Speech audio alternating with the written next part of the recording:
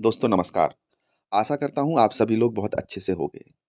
दोस्तों आज हम ओम प्रकाश वाल्मीकि द्वारा लिखी एक महान रचना जूठन जो उनकी आत्मकथा है उसका विवरण करेंगे, उसको जानेंगे और उसका रिव्यू करेंगे। तो दोस्तों बिना किसी देरी के शुरू करते हैं आज की रचना जूठन का सारांश। दोस्तों ओम प्रकाश वाल्मीकि का जन्म उत्तर प्रदेश के मुजफ्फरनगर जिले के एक गांव बारला में 30 जून 1950 को हुआ था। उनका जन्म एक अत्यंत गरीब और दलित परिवार में हुआ था। पिता उनके मजदूर थे और माँ ने का काम करती थी। जी हाँ दोस्तों, मेला ढोने का काम ये भारत के इतिहास में सबसे जघन्य कुरीतियों में से एक कुरीति थी, जिसमें वाल्मीकि समाज के लोग और अन्य समाज के लोग घर घर जाकर उनके घर के टॉयलेट से मेला इकट्ठा करती थी और उसको टोकरे में रखकर, अब टोकरे को अपने सिर पर रखकर फिर ले जाती थी। यही काम करती थी ओम प्रकाश वाल्मीकि की माताजी।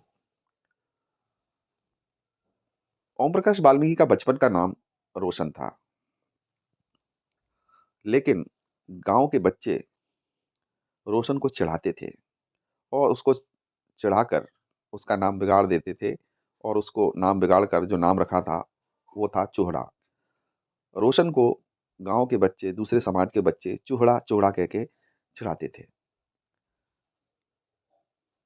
दोस्तों पिता मजदूरी पे चले जाते तो रोशन जो बिल्कुल छोटा सा बचपन में था, अपनी माँ के साथ उनके साथ जाता अलग-अलग घरों में।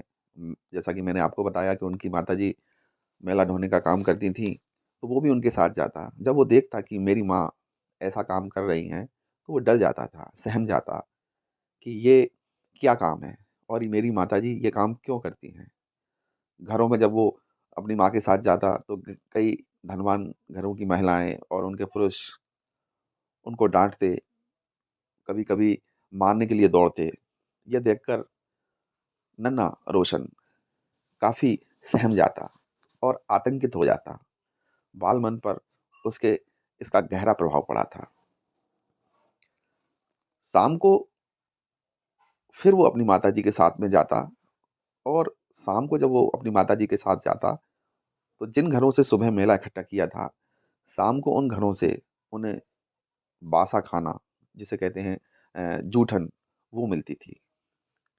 एक पात्र में हर घर से मिली हुई विभिन्न वस्तुओं को वो इकट्ठा करते और शाम को आके उसी को खाते थे। एक बार नन्हे रोशन ने अपने माता-पिता से पूछा, "माताजी, हम ये वाला खाना क्यों खाते हैं? हम ताज़ा खाना क्यों नहीं खाते?" ये सुनकर रोशन की माँ की आँखों में आँसू आ जाते हैं और आँसू पोंछते हुए बोलती हैं, "बेटा, यही हमारे भाग्य का हिस्सा है।" धीरे-धीरे रोशन बड़ा होता है और उसके पिता शुरू से ही चाहते थे कि मैं अपने बेटे को पढ़ाऊँगा और उसका स्कूल में दाखिला कराते हैं। गाँव का ही स्कूल था और उसको गाँव के स्कूल में भेज देते हैं।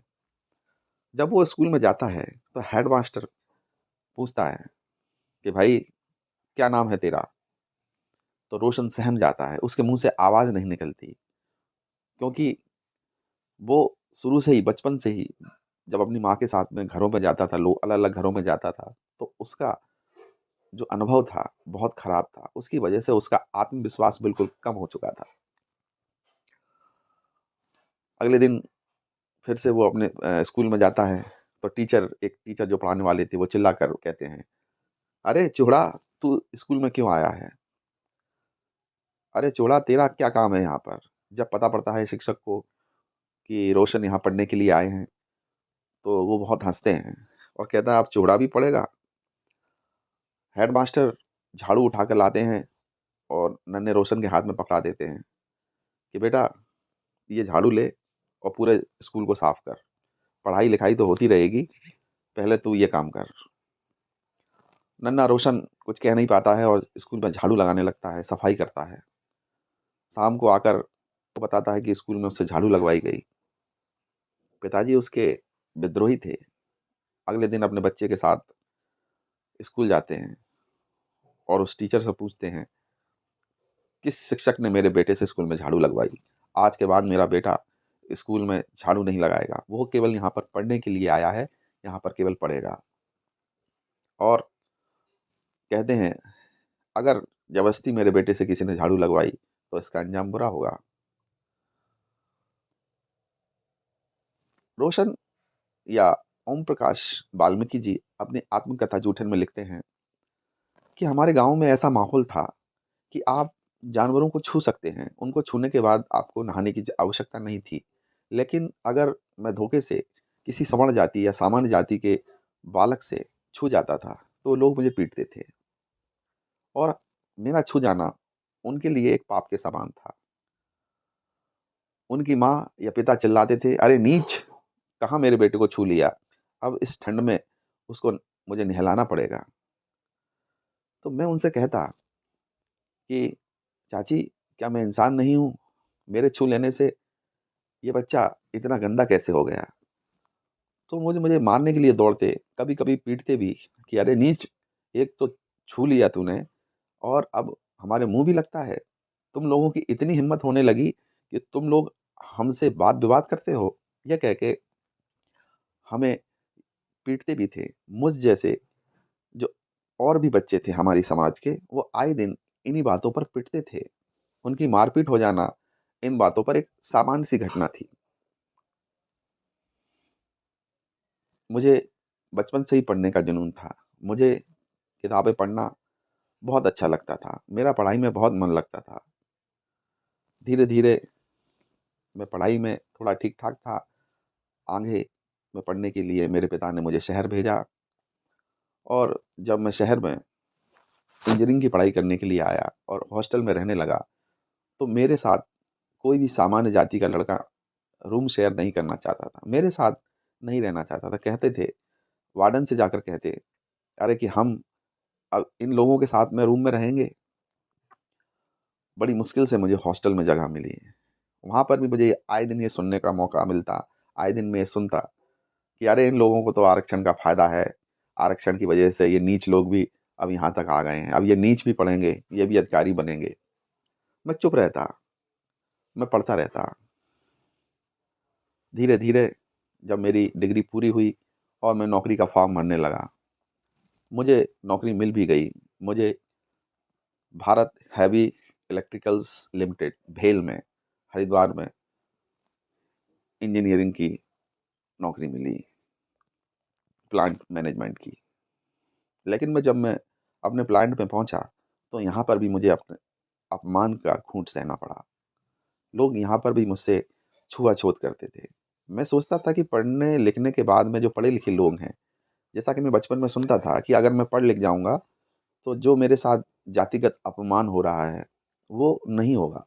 लेकिन मैंने देखा कि पढ़ने के बाद जब मैं नौकरी में आया, तो पढ़े-लिखे लोग, अधिकारी लोग, यहाँ तक कि जो मेरे चपरासी और सहकर्मी थे, वो भी मेरे साथ छुआ-छूत का व्यवहार करते थे।